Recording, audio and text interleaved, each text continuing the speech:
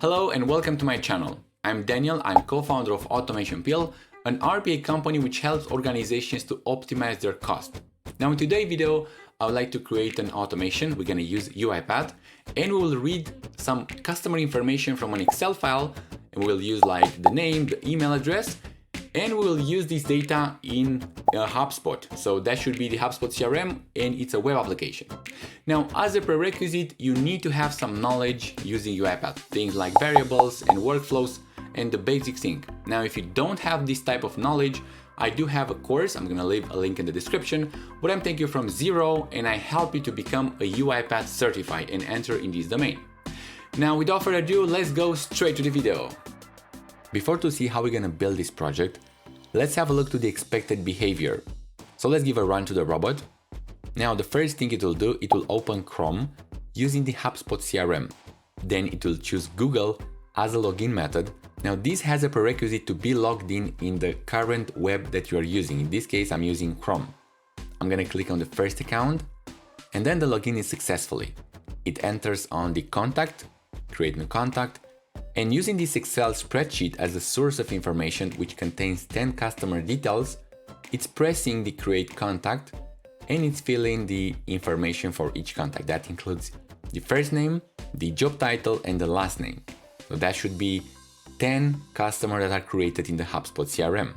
Now after the 10 contacts are created, the robot it will simply stop. Great. Now let's see how we're gonna build this project, and let's switch to UiPath Studio. Now, for creating the automation with the HubSpot, I'm going to use the recording web, put it in the left, and here I do have a couple of options.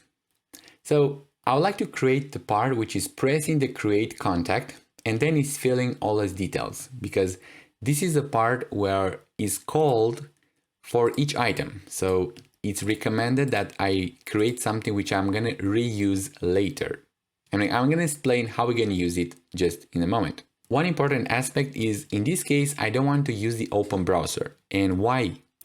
Well, it's desirable to have just a single time the open browser. So in this case, I'm not going to open a browser. I'm going to probably attach to an existing one. And this will do automatically the UiPath. So I will use the record feature and select all these details to the element which I like to fill in. So just using the record, select the create contact. And UiPath is replicating the action. Click on the email, and now I need to type an email address, email.com. I'm going to empty field and confirm with enter. Great. Go to the next step. This one is the first name. So as you can see, these one are just some placeholders, and I'm going to explain why I'm writing the simple name and last name and not the other way around. So last name, confirm with enter, and make sure to empty field also. The contact owner, I'm just gonna leave it. Job title, I will fill in and empty field also. I don't know, the phone number, we can just skip it because we don't have in the Excel file. So now I do have two options. I can either create a contact and create and add another one. Well, I can just do the same approach. So I'm just going to use create and add another one because it will be simple. In this case, HubSpot has two behaviors. So if I just create the contact, it will go to the edit contact, which is not exactly what I need because I needed to go back. And in this case, I'm just going to create and add another one because it's more simple. So this one, I will probably reuse this filling of details. Now I'm going to press escape just to confirm that my recording has ended. And I want to show you this behavior. So because my automation has recording, I'm going to just use email.com just to show you the behavior. And it's showing me that this contact already exists. So I'm just going to create contact. And as you can see, right now I am in a edit contact, which is not exactly what I want because I would like to add repeatedly. So I'm going to just delete this contact and save and exit the automation. So let's have a look what we have done here.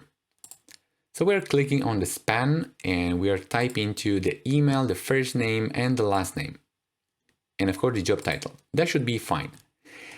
So ideally, this click, we will probably would like to go outside, because if you're thinking how the steps are, first you will just press the create contact. So exactly this action, what I have done it, you see? But then, as long as you will create and add another one, there's no need to click on this button, because this form will reappear and these fields will be empty again. So this is one aspect which I have noticed. But for now, I'm just going to leave it like that. Great. Well, this part of the robot, I have just put it in the main file, and this is not exactly what I want. I would like to extract on a separate file, and we will see this approach on the other robots as well. I'm going to right click on the bigger scope and extract as a workflow. And give it a name like fill in contact information. And press create. So what I have done, I have moved the part with fill in the contact information. Great. Now I like to go outside these clicks. I'm just going to use the Control X, which is cut, and going back to this main and paste here. So I like to keep it separately and click next. So let's see if my detail is working. So I'm just going to make sure that I have pressed on the create button. And if I run this file, which is fill in contact information, I should have the email fill in and the first name and the last name. So it probably doesn't work. Let's have a look to edit selector. So as you can see, the selector is not robust enough because it cannot find the element. So what we're going to do in this first step, I'm just going to put side by side because it's more easy to develop this approach. So I'm just going to go edit selector and try to repair, select again the email, and it will try to find a valid selector. For now, it has used the index. Well, I think we should be fine with this. Edit selector again and repair, go the first name. Again, the index has been used and the last name also. So last name also. Confirm with OK. Type into job title, and the job title, by the way, I need to have fill in this email. So I'm just going to say testemail.com. So this one is the job title. I'm going to edit the selector, and right now this one is working. So the job title, it works. So there's no need to use this approach. But however, I will try to use and to make sure that is the same element. So I'm going to highlight. So as you can see, even if it's job title, it's indicated to the last name. So this is a bug, and I'm going to indicate the element again, job title, and we'll have a problem here because you see these IDs are generated automatically in the case of the HubSpot. So what we will do, I'm going to confirm with OK, and I'm going to take the same approach which we have done previously. So here in the input form with the last name, I'm going to highlight, and this one works. So I will just cut these 8. I'm just going to copy. OK. Go in the job title and paste. And instead of the 3, I'm going to try to put a 4. It will work. Press validate, highlight. So the job title, it's working. And as you have learned, the index is just taking the same approach. And in this case, because the email and the first name and the job title is keeping the same order, it's okay to use the index. It's not the perfect. And you will see that in the automation challenge in the next robot, I'm going to learn a method which is actually even better than this one. So don't take this as it is. But for now, for starters, it's just fine. So what I need to check is that if all the selectors have this star, this wildcard inside. So if I need just to count on the index, this one is okay, this one is okay, and I should be ready to go right now. So if I just run the file right now, and let's change this field and something like that. So run the file. So it's changing the value for email, for the first name, and it's pressing OK. And as you have seen, the contact has been successfully created. Great, so let's go to the next part.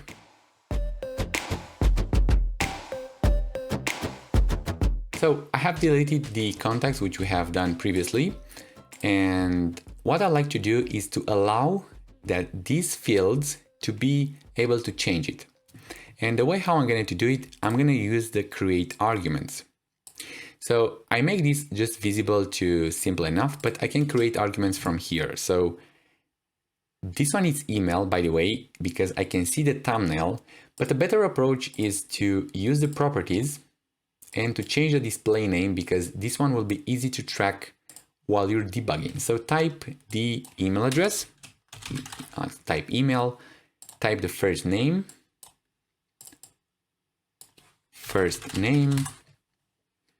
and the last name.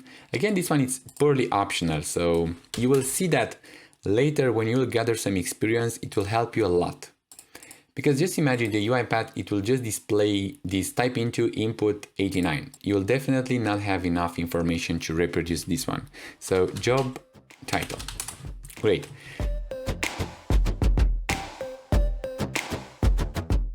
And here I'm just gonna delete this email and I'm gonna create, right click, create input argument. So I'm gonna name this argument email.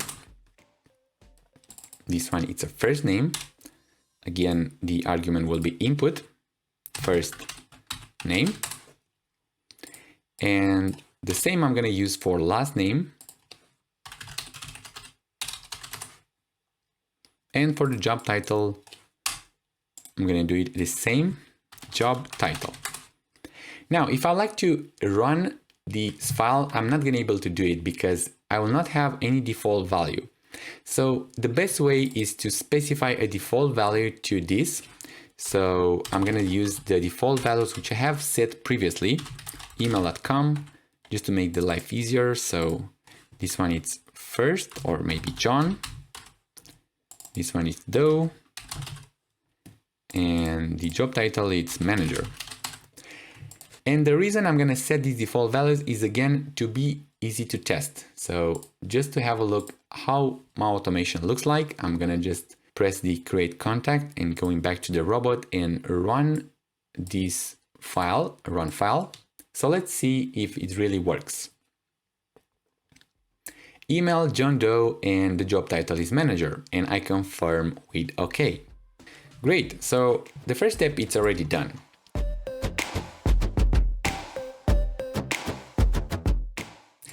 Now for creating the Excel file, I'm gonna just add a new sequence and I'll say read customer information. I think I can do it in the main also. So indeed, in this case, I don't think it makes sense to create a read customer information, because the only thing which we'll do is to read this challenge.xls file, and that's a single activity. It's named read range. So I'm going to just put read range here, and I'm just going to keep the reading of the file inside the main one. So the information which you like to specify, the sheet name, it's sheet 1.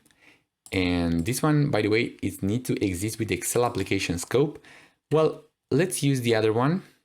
There is another read range, which is in the workbook. This one in the file workbook doesn't need to have installed Microsoft Excel on your computer. So I'm just gonna use the read range. To the workbook path, I'm just gonna say challenge.xls.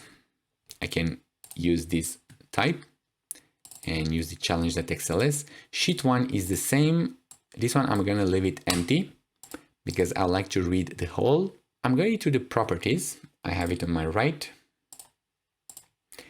And the output will be in the data table. So in the data table, which I'm gonna create as a variable. And let's say customer data table.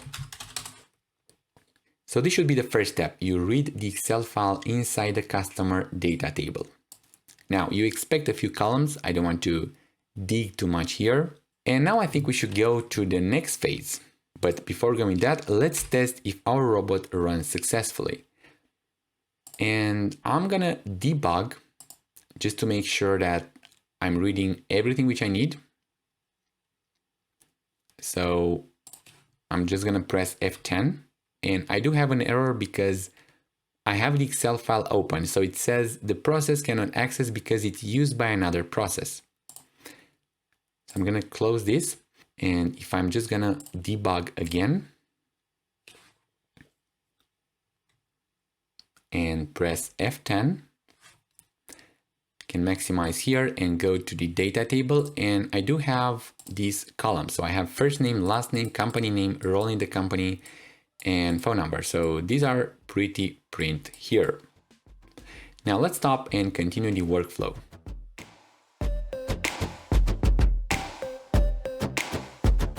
Now the next step is to create the login. So for creating the login, I'm just gonna use this main file also. And I will just close here and sign out.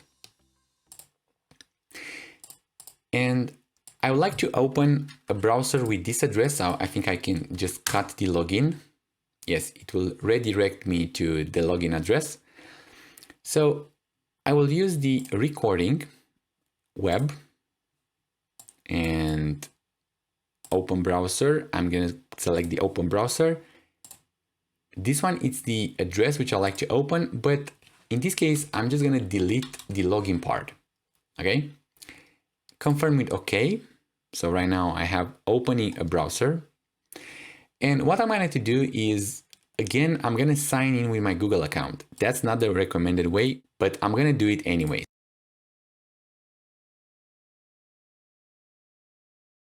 So click sign in with Google. I'm going to click on the first item.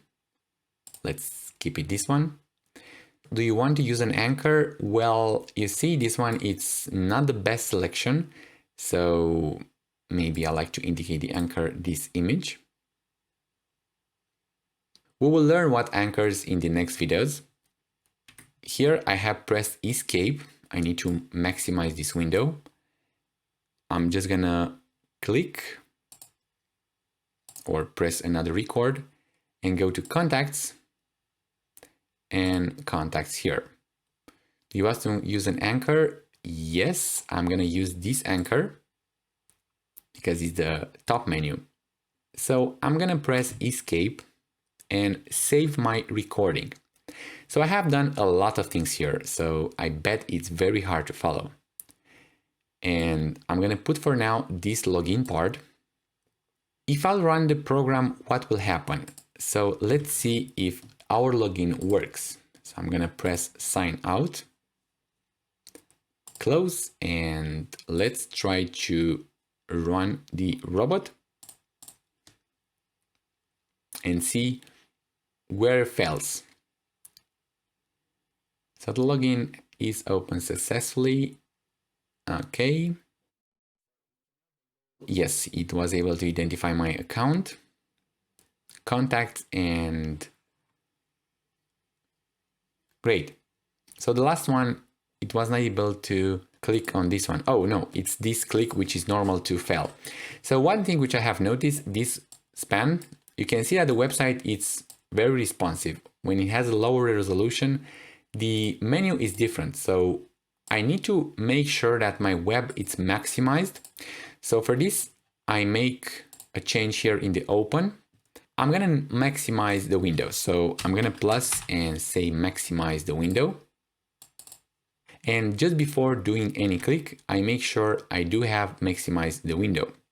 Now, our login works. What I like to do, I'm just gonna move this login because it's a lot of login, it's a lot of code. Okay. So if you're looking at what we have achieved right now, we have done the login, the reading, this click, which we'll need to fix, and the filling the contact information. So we do have some pieces, but we need to wrap everything together and to make it work. But I'm going to do that in the next video.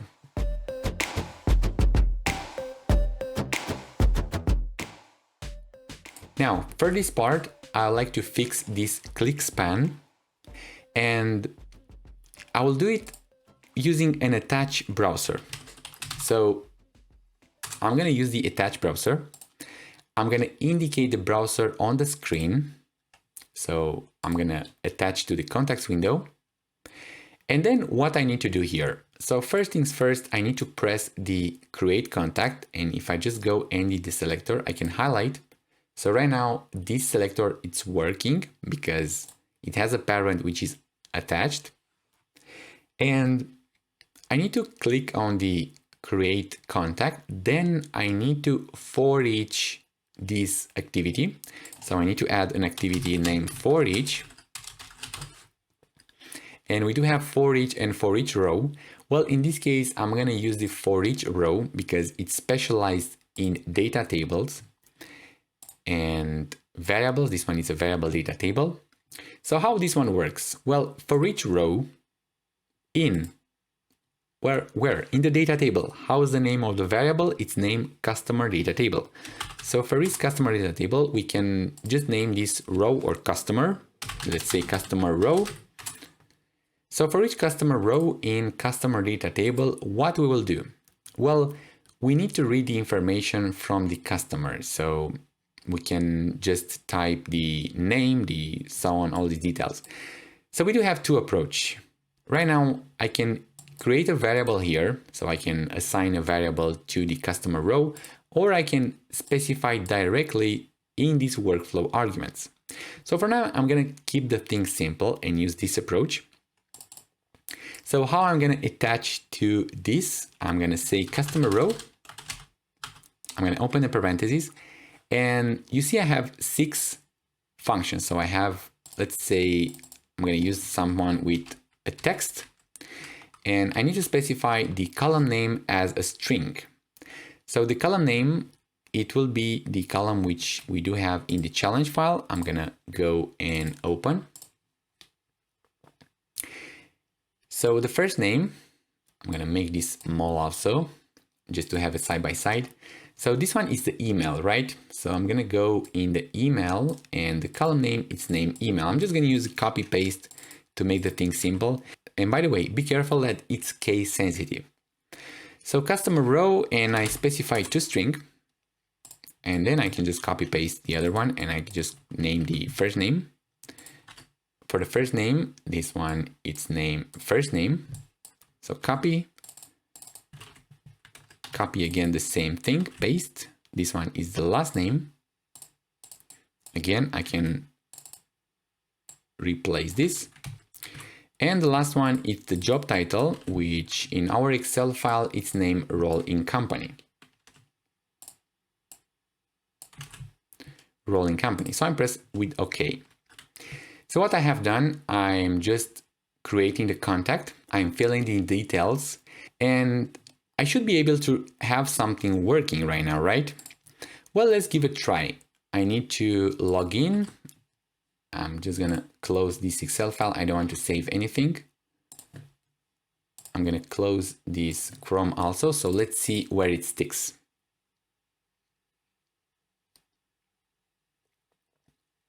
Now we have the window maximized.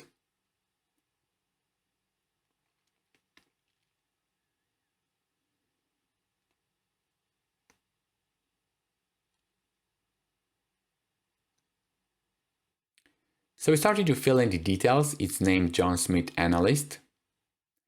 Contact successfully created, and we can see that actually it's working, right? It starts to adding the details.